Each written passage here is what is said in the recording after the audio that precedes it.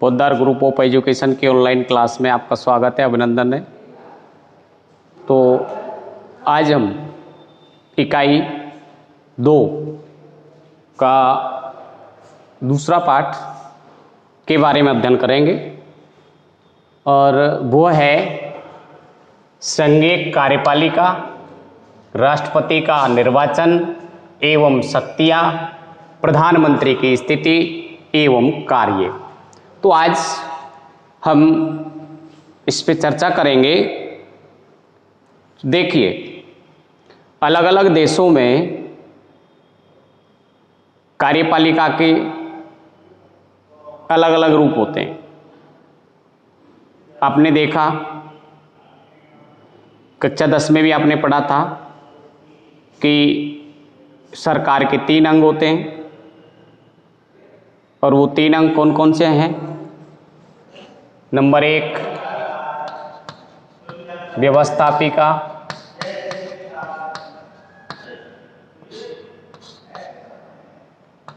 Number 2 कार्यपालिका और number 3 न्यायपालिका।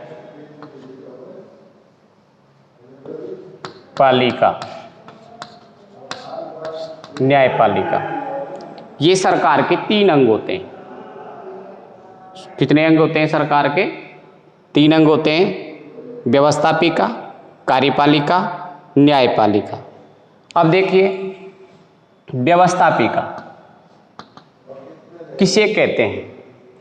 व्यवस्थापिका वह एजेंसी या संस्था जिसके द्वारा कानून बनाए जाते हैं। क्या बनाए जाते हैं? कानून बनाए जाते हैं। उस संस्था को व्यवस्थापिका कहते हैं। वो एजेंसी या संस्था जिसके द्वारा कानूनों का निर्माण किया जाता है उसे व्यवस्थापिका कहते हैं। और ये भी हमने पिछले वीडियो में देखा था कि व्यवस्थापिका के नाम भी अलग अलग देशों में अलग अलग हैं। जिस तरीके से ब्रिटेन में इसे पार्लियामेंट कहा जाता है, जापान में इसे डाइट कहा जाता है, अमेरिका में इसे कांग्रेस कहा जाता है, अफगानिस्तान में इसे शूरा कहा जाता है, जर्मनी में इसे बुंडस्टांग कहा जाता है। इसी तरीके से भारत में व्यवस्थापिका को संसद कहा जाता है। तो ये हमने पिछले वीडियो में देखा था। आज कार्यपालिका। अब देखिए, कार्यपालिका क्या है? कार्यपालिका सरकार का भूअंग होती है जिसके द्वारा जो व्यवस्थापिका के द्वारा बनाए गए कानून है उनका क्रियान्वयन करने का कार्य कार्यपालिका का होता है।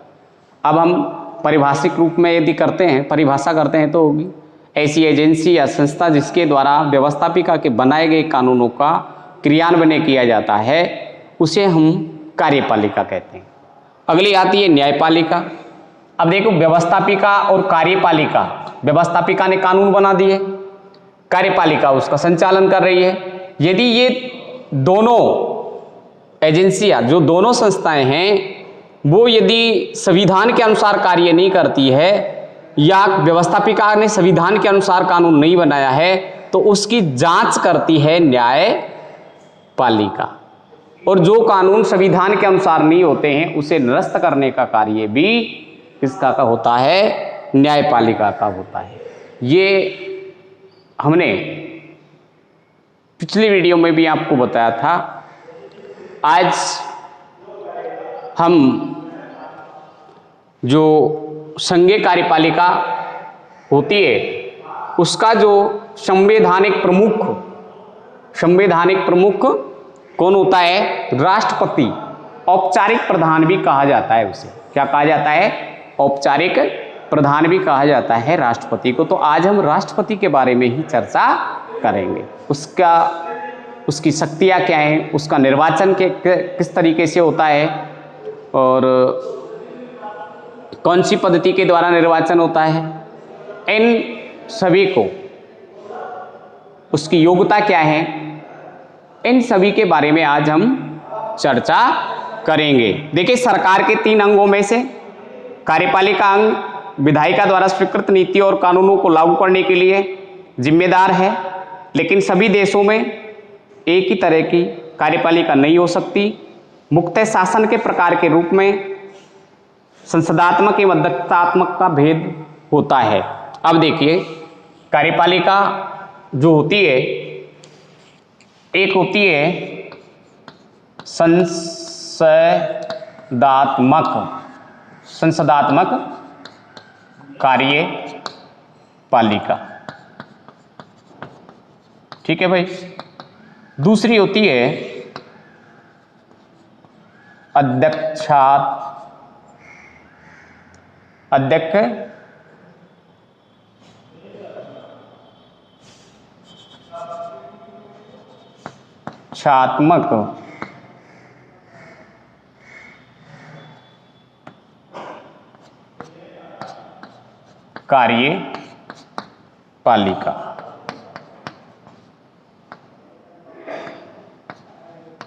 कार्यपालिका। संसदात्मक कार्यपालिका, हमारे जो देश में संसदात्मक कार्यपालिका को अपनाया गया है। अब देखिए, इसको भी समझ लीजिए कि संसदात्मक कार्यपालिका क्या है। संसदात्मक शासन किसे कहते हैं? ऐसा शासन जिसमें कार्यपालिका व्यवस्थापिका के प्रति जवाबदेह होती है। क्या होती है? व्यवस्थापिका के प्रति जवाबदेह होती है। देश और राष्ट्र, देश और सरकार का प्रधान अलग अलग व्यक्ति होते हैं, उसे हम संसदात्मक कार्यपालिका कहते हैं या संसदात्मक शासन कहते हैं। जबकि अध्यक्षतात्मक में इसका उल्टा हो जाता है, व्यवस्थापिका के प्रति कार्यपालिका जवाब देनी होती है और एक ही व्यक्ति सर्वे सर्व होता है। हमारे यहाँ राष्ट्रपति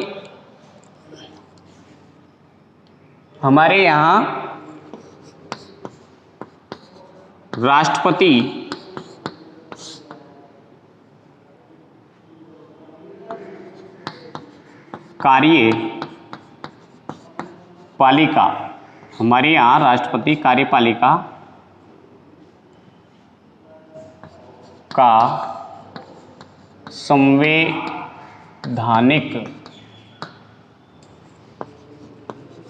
प्रमुख होता है या औपचारिक प्रधान होता है, जबकि वास्तविक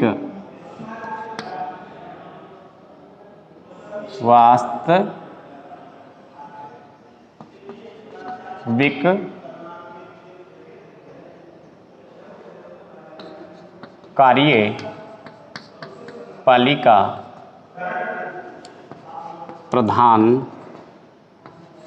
प्रधानमंत्री एवं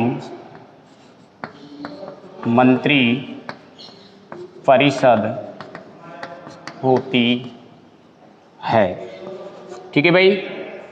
वास्तविक कार्यपालिका का जो प्रधान होता है वो कौन होता है? प्रधानमंत्री और मंत्रिपरिषद।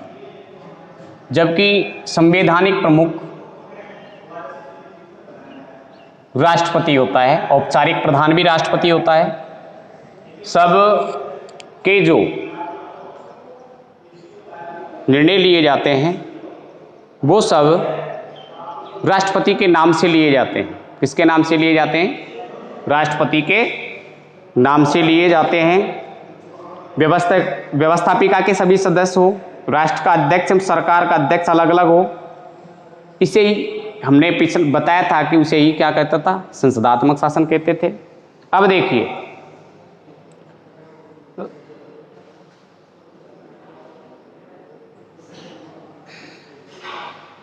राष्ट्रपति हमारे यहाँ क्या होता है? औपचारिक प्रधान होता है, संवैधानिक प्रमुख होता है। जबकि वास्तविक जो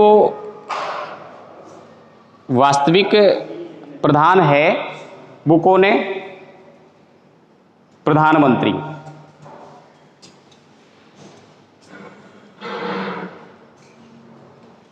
अब आगे आता है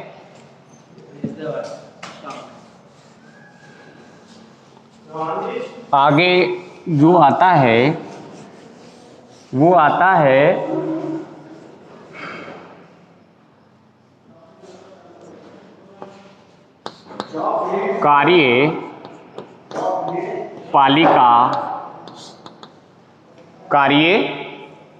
कार्यपालिका का स्वरूप। क्या आता है? कार्यपालिका स्वरूप। अब देखिए कार्यपालिका स्वरूप, भारत का कार्यपालिका का जो स्वरूप होता है वो कैसा होता है? भारत की कार्यपालिका का जो स्वरूप है वो कैसा होता है ये हम देखेंगे। क्या होता है भारतीय कार्यपालिका का स्वरूप, इस बारे में हम देखते हैं कि भारत में संसदीय व्यवस्था की स्थापना की गई है। भारत में संसदात्मक,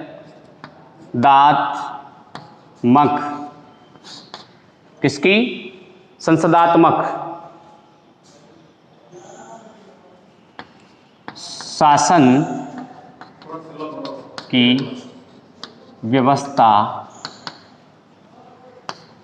की गई है।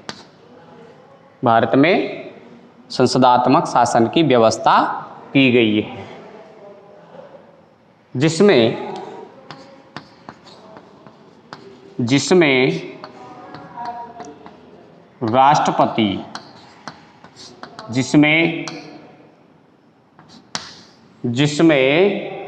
राष्ट्रपति कार्यपालिका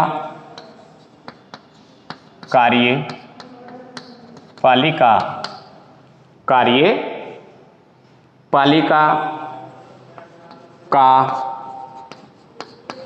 औपचारिक प्रधान।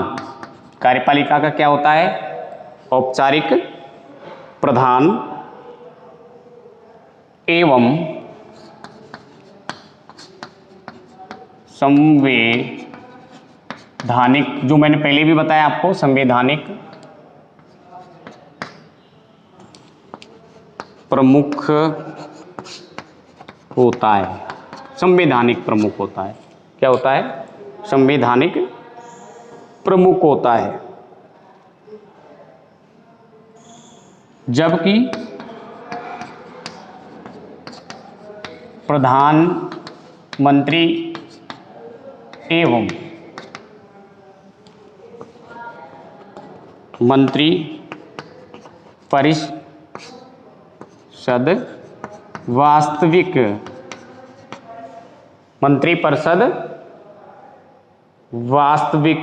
क्या होता है? वास्तविक प्रधान होता है। ठीक है भाई, वास्तविक प्रधान होता है। ठीक है, कौन होता है वास्तविक प्रधान? प्रधानमंत्री और मंत्रिपरिषद। यद्यपि राष्ट्रपति का पद, क्या होता है राष्ट्रपति का पद? गरिमा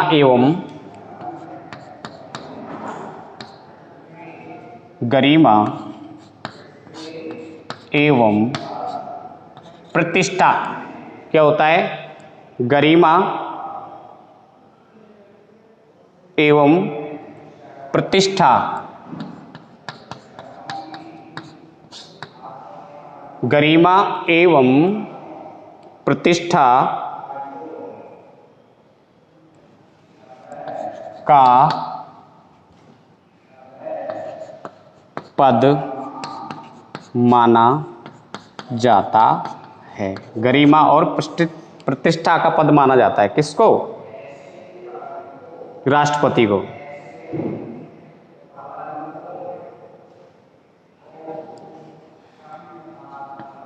वरीयता क्रम में, वरीयता क्रम में, वरीयता क्रम में क्या आता है? वरीयता क्रम में प्रथम, प्रथम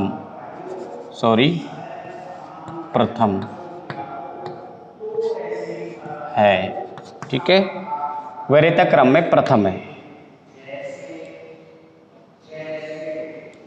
राष्ट्रपति को भारत का प्रथम नागरिक कहा जाता, प्रथम नागरिक कहा जाता है। तीनों सेनाओं के अध्यक्ष भी होता है, तीनों सेनाओं का क्या होता है? अध्यक्ष भी होता है। अब देखिए हमारे देश की जो कार्यपालिका स्वरूप है, हमारे देश की कार्यपालिका स्वरूप है वो कैसा है? ये हम देख रहे हैं, भारत में संसदात्मक शासन की व्यवस्था की गई है। कौन सी शासन की व्यवस्था की गई है?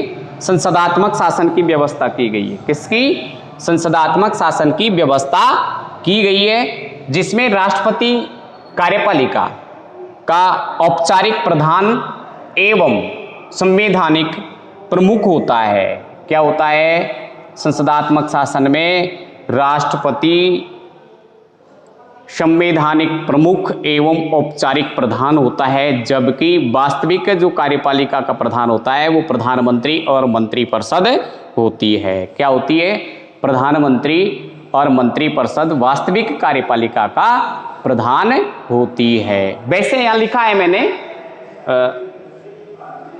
जबकि प्रधानमंत्री एवं मंत्रिपरिषद वास्तविक प्रधान होता है। ठीक है भाई, वास्तविक प्रधान यदि आपसे पूछे संसदात्मक शासन में संवैधानिक प्रमुख तो हो गया है राष्ट्रपति, है ना, और वास्तविक प्रधान हो गया प्रधानमंत्री, मंत्रिपरिषद, प्रधानमंत्री सहित मंत्रिपरिषद, जबकि संवैधानिक और औपचारिक प्रधान कौन हो गया? राष्ट्रपति हो गया। आगे हमने देखा कि यद्यपि राष्ट्रपति का पद गरिमा एवं प्रतिष्ठा का पद माना जाता है। क्या माना जाता है? गरिमा और प्रतिष्ठा का पद माना जाता है। वरीयता क्रम की मैं बात करूं तो इसमें ये प्रथम है, प्रोटोकॉल जिसे कहते हैं। प्रोटोकॉल में नंबर 1 का आदमी होता है राष्ट्रपति।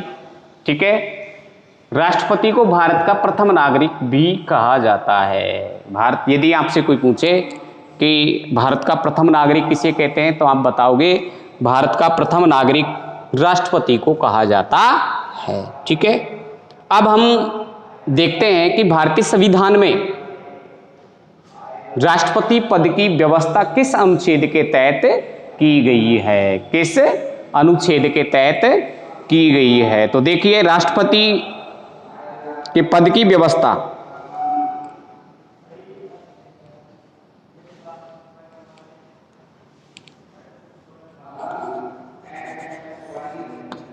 संविधान में राष्ट्रपति पद,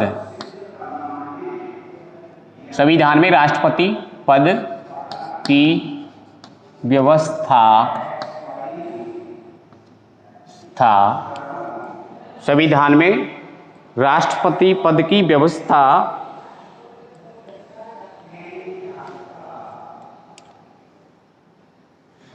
52 अनुच्छेद,